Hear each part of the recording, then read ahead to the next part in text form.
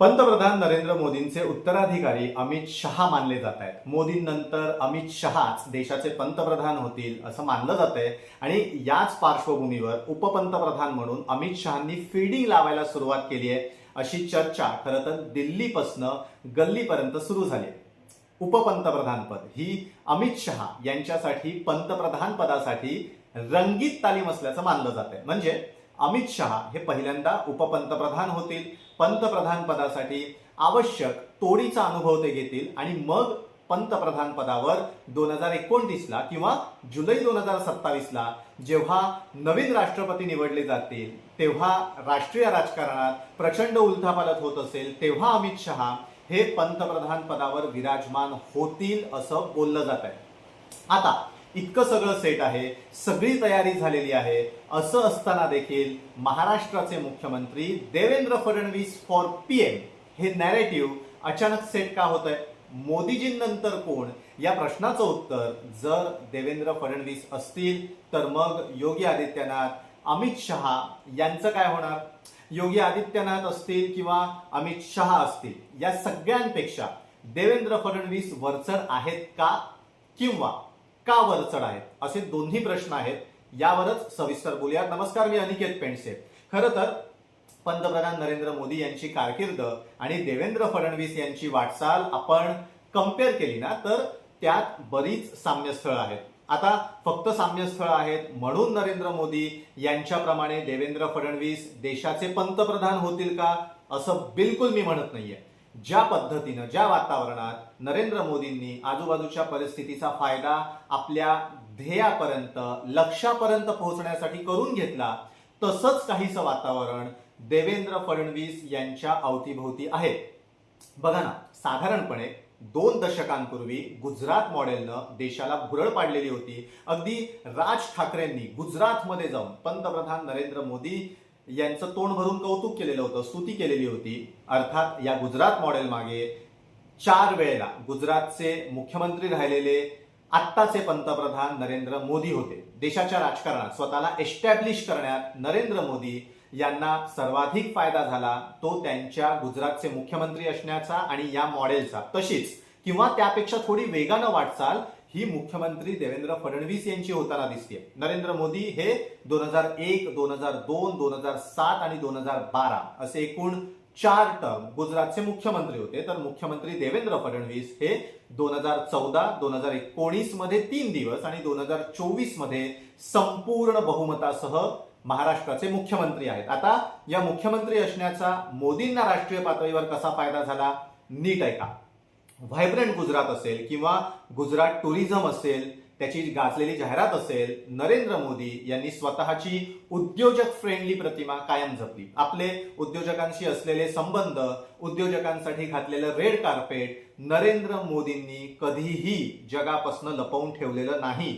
पूर्वीच्या काळात असं काहीतरी होतं की कामगारांच्या हिताच्या नावाखाली उद्योजकांचा द्वेष केला जायचा. उद्योजकांची बाजू घेतली की संबंधित व्यक्ती ही कामगार विरोधी, गरिबांच्या विरोधी असा शिक्का त्या व्यक्तीवर मारला जायचा. पण नरेंद्र मोदींनी ही प्रतिमा, हा नरेटिव्ह पुसून टाकला आणि उघडपणे उद्योजकांना गुजरातमध्ये या असं आवाहन केलं. अगदी त्याच धर्तीवर देवेंद्र फडणवीस हे उद्योजकांसाठी स्पेशल मानले जात आहेत, उद्योजकांचे ब्ल्यू आईड बॉय मानले जात आहेत आणि त्याचा फायदा निश्चितपणे महाराष्ट्राला होतोय.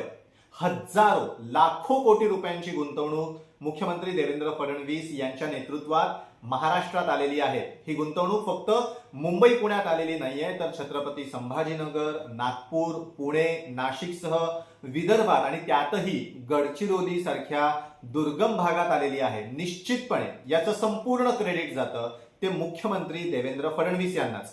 अनेक परदेशी कंपन्यांनी महाराष्ट्रात गुंतवणूक केलेली आहे. परकीय गुंतवणुकीच्या बाबतीत महाराष्ट्र हे देशातलं क्रमांक 1चं राज्य आहे आणि ते बनलेलं आहे मुख्यमंत्री देवेंद्र फडणवीस यांच्या नेतृत्वात. एक्झॅक्टली असंच नरेंद्र मोदींच्या बाबतीतही घडलेलं होतं जेव्हा गुजरात क्रमांक 1चं राज्य बनलेलं होतं परकीय गुंतवणुकीच्या बाबतीत. इतकंच नाही तर मोठे मोठे इन्फ्रास्ट्रक्चर प्रोजेक्ट महाराष्ट्रात आत्ताच्या घडीला होऊ घातलेले आहेत आणि त्याचंही क्रेडिट जात आहे मुख्यमंत्री देवेंद्र फडणवीस यांना. मुंबई पुणे मिसिंग लिंक असेल, नागपूर मुंबई समृद्धी महामार्ग असेल, मुंबई कोस्टल रोड असेल, तिसरी मुंबई असेल, पालघर मधलं वाढवण बंदर असेल, नवी मुंबई आंतरराष्ट्रीय विमानतळ असेल किंवा विरार अलिबाग कॉरिडॉर असेल, अनेक प्रकल्प हे महायुती सरकारच्या काळात साकारत आहेत आणि यामागे इन्फ्रामॅन अशी आपली एक प्रतिमा निर्माण करण्यात मुख्यमंत्री देवेंद्र फडणवीस हे यशस्वी ठरलेले आहेत.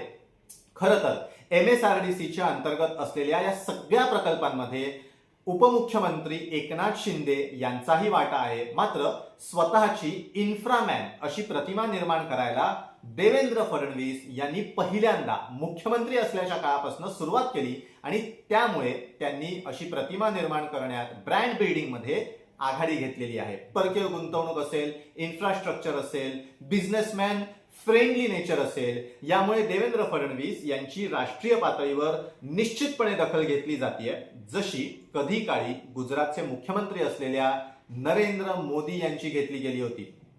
आपल्याला माहिती आहे एखादं प्रोजेक्ट हाती घ्यायचं आणि ते तडीस न्यायचं यासाठी प्रशासनावर मजबूत पकड असावी लागते, अन्यथा प्रोजेक्टच्या घोषणा होतात मात्र ती प्रोजेक्ट ही लाल फितीच्या कारभारात अडकून राहतात, असा आजवरचा राजकीय प्रशासकीय अनुभव आहे. मात्र देवेंद्र फडणवीस यांनी घोषणाच करून टाकली की प्रोजेक्टचं भूमिपूजनही आम्ही करणार आणि त्याचं उद्घाटनही आम्हीच करणार. इथेच देवेंद्र फडणवीस यांचा प्रशासनावरचा कंट्रोल दिसतो. प्रशासनावरची मजबूत पकड देवेंद्र फडणवीसांची विकास पुरुष अशी प्रतिमा निर्माण करण्यात मदत करते. आता स्वतःची विकास पुरुष अशी प्रतिमा निर्माण करणं हा एकमेव मुद्दा आहे का जो देवेंद्र फडणवीसांच्या फॉर आहे? बिलकुल नाही. देवेंद्र फडणवीस यांचा निवडणुकीतला स्ट्राईक रेट पण तितकाच महत्वाचा मुद्दा आहे. 3 वेळेला मुख्यमंत्रीपद, अनेक महापालिकांमध्ये पहिल्यांदाच भाजपची एक हाती सत्ता, स्थानिक स्वराज्य संस्थांच्या निवडणुकांमध्ये क्रमांक 1 चा पक्ष, सलग 3 विधानसभा निवडणुकींमध्ये 100 पेक्षा जास्त जागा, सगळ्या आघाड्यांवर राज्यात भाजप क्रमांक 1 चा पक्ष. या निवडणुकीतल्या यशामुळे देवेंद्र फडणवीस हे इतर अनेक भाजप शासित राज्यांच्या मुख्यमंत्र्यांपेक्षा वरचढ ठरतात. अगदी योगी आदित्यनाथ यांच्यापेक्षाही निवडणुकांच्या बाबतीत मुख्यमंत्री देवेंद्र फडणवीस यांचा स्ट्राईक रेट हा जास्त आहे. विशेष म्हणजे या स्ट्राईक रेटमध्ये सातत्य आहे. आता इथे एक महत्वाचा मुद्दा मांडावासा वाटतो, तो म्हणजे पंतप्रधान नरेंद्र मोदी यांना गुजरातचे मुख्यमंत्री असताना काँग्रेसच्या अहमद पटेल यांच्याशिवाय फार कोणत्याही विरोधकांचा सामना करावा लागला नाही. अहमद पटेल हे तेव्हा राष्ट्रीय राजकारणातलं तसेच काँग्रेसच्या थिंक टँक मधलं अत्यंत महत्वाचं नाव होतं. काँग्रेसच्या इंटरनल स्ट्रक्चरमध्ये अहमद पटेलांचं वजन खूप होतं. अहमद पटेल हे काँग्रेससाठी चाणक्य मानले जायचे. गुजरातचे मुख्यमंत्री असताना नरेंद्र मोदी यांच्यासाठी अहमद पटेल हे कट्टर आणि तितकेच तगडे विरोधक होते. मात्र अहमद पटेल यांच्या पलीकडे नरेंद्र मोदी यांच्यासाठी पक्षात किंवा पक्षाबाहेर फारसे मोठे विरोधक असे उरले नव्हते. या उलट देवेंद्र फडणवीसांचा विषय येतो. देवेंद्र फडणवीस जेव्हा मुख्यमंत्री झाले तेव्हा भाजपमध्ये त्यांचे अनेक विरोधक होते. जनतेच्या मनातील मुख्यमंत्री असं म्हणत देवेंद्र फडणवीस यांचा पाय खेचण्याचा अनेकदा प्रयत्न झाला.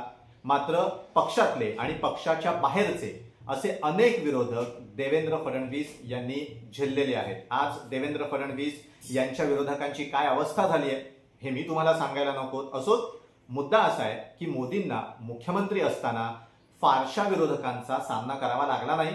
उलट देवेंद्र फडणवीस यांना मुख्यमंत्री असताना, उपमुख्यमंत्री असताना, विरोधी पक्ष नेते असताना अनेक विरोधकांचा सामना करावा लागला. मग ते पक्षांतर्गत विरोधक असतील किंवा पक्षाच्या बाहेरचे विरोधक असतील, सगळ्या विरोधकांना सामोरे जाऊन देवेंद्र फडणवीस आज जिथे आहेत तिथवर पोहोचलेले आहेत आणि त्यामुळे इथे देवेंद्र फडणवीस नरेंद्र मोदी यांच्यापेक्षाही सरस ठरत आहेत.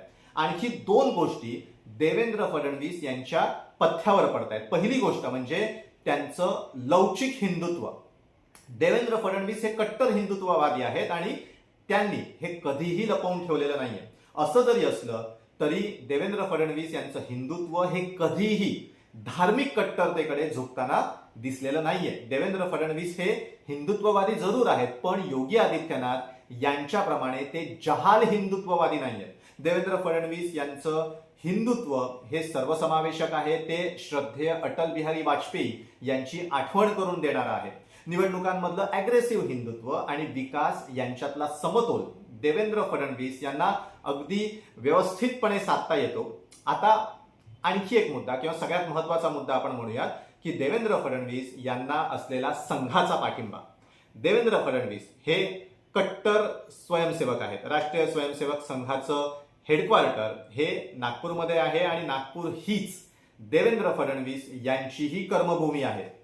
संघाच्या संचलनात देवेंद्र फडणवीस आत्मीयतेनं सामील होत असतात. त्यामुळे संघभूमीतून येणाऱ्या देवेंद्र फडणवीस यांना पंतप्रधान पदासाठी राष्ट्रीय स्वयंसेवक संघाचा 100% पाठिंबा असेल असं चित्र आत्ता तरी आहे.